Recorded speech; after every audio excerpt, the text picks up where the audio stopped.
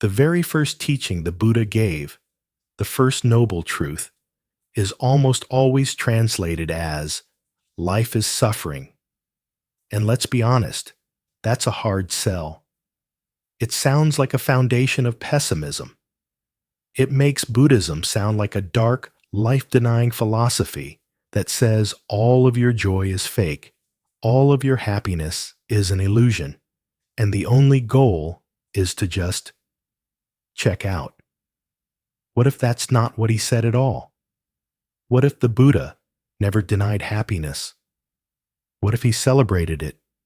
And what if his great discovery wasn't that life is only suffering, but that we are all settling for a cheap, counterfeit happiness, when a deep, unshakable joy is available to us?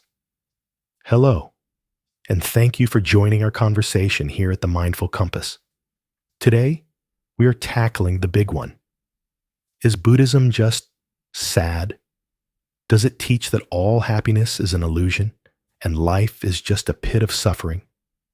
If this were true, it would be a very poor path, and no one would have followed it for 2,600 years. The truth is, the Buddha was a realist, not a pessimist. The word he used, dukkha, does not just mean suffering. It has a much deeper, more subtle meaning. It means unsatisfactory, unreliable, stressful, like a wheel that's off axis. He didn't say happiness isn't real. He just said, the happiness we usually chase is unreliable. The Buddha absolutely acknowledged that happiness is real. The texts are filled with descriptions of different kinds of happiness: the happiness of family, the happiness of pleasure, the happiness of generosity. The problem isn't the happiness. The problem is that it's impermanent. It doesn't last, and our clinging to it is what causes the pain. Here is a modern way to see it. The analogy: the sugar high versus true nourishment, worldly happiness, like a promotion, a new car, a compliment, or a delicious meal, is like a sugar high. When you eat a chocolate bar, do you feel pleasure? Yes, absolutely. It's a real feeling. The Buddha would never deny that. But what's the problem with a sugar high? It is unreliable. It spikes, and then it crashes. And the suffering, dukkha, is the crash itself, and the anxious, gnawing craving for the next hit. The happiness the Buddha points to is not another candy bar. It is true nourishment. It's the deep, stable, lasting well-being that comes from eating a truly nourishing meal. It doesn't give you a frantic high. It gives you strength. It gives you resilience. It gives you a calm, steady, abiding peace. So, what does this mean for your life? It means you do not have to stop enjoying the sugar of life. Enjoy the sunset. Savor that great meal. Feel the joy of that promotion. The path is not about denying these real, but fleeting pleasures. It is an invitation to also start cultivating the nourishment. This is the happiness that comes internally. The deep joy of meditation. The warm happiness of selfless generosity. The profound peace of a kind and clear mind. The wellness part of Buddhism is like managing your sugar crashes.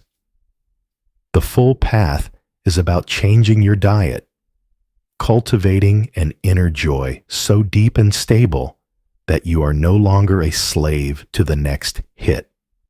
This is a simple, non-judgmental practice of just noticing the different flavors of happiness in your day. I call this the two joys inquiry. 1. At the end of your day, just pause for 60 seconds. 2. Ask yourself, what was one sugar high joy I had today? Maybe a great cup of coffee, a like on social media, a good joke. Acknowledge it. Be grateful for it. 3. Then ask, what was one nourishing joy I had today? Maybe a moment of true connection with a friend, a genuine act of kindness, a moment of deep, quiet presence, or even just 3 mindful breaths. 4. Just feel the difference. Not to judge one as bad, but to simply notice how the flash of the sugar high feels different from the glow of the nourishment. So, no, Buddhism is not a pessimistic path. It is the most optimistic path of all. It does not say happiness is an illusion. It says happiness is real.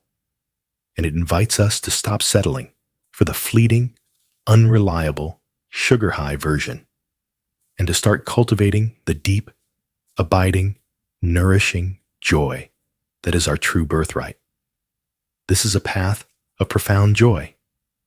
Let's walk it together. First, please share this video with someone in your life who has always thought Buddhism was a downer or a pessimistic path. Second, in the comments, let's practice. What's one nourishing joy, not a sugar high, that you experienced this week?